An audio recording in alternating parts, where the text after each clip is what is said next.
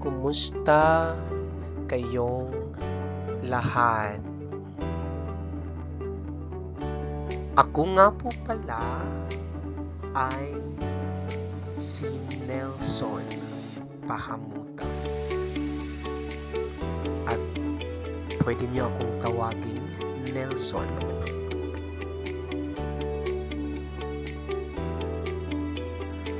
Ngayon ay magbabasa tayo ng isang maikling kwento.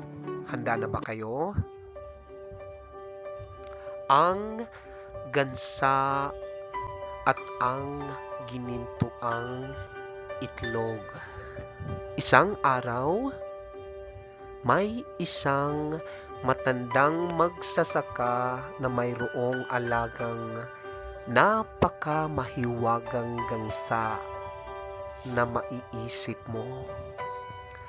Araw-araw, tuwing binibisita niya ang pugad ng kanyang alaga, ang gansa ay nangingitlog ng isang maganda at kumikinang na ginintuang itlog.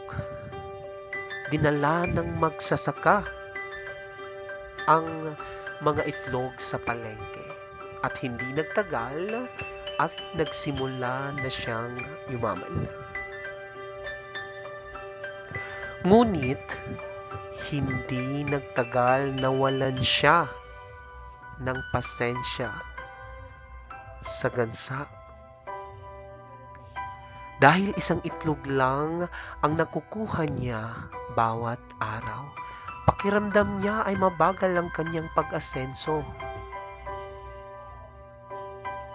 Kaya isang araw, matapos niyang bilangin lahat ng kanyang kita,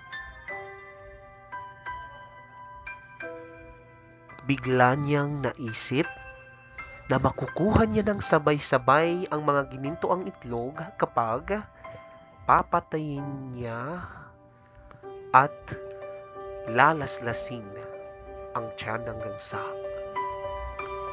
Subalit nung napatay na ang gansa, ni isang itlog wala siyang nahanap.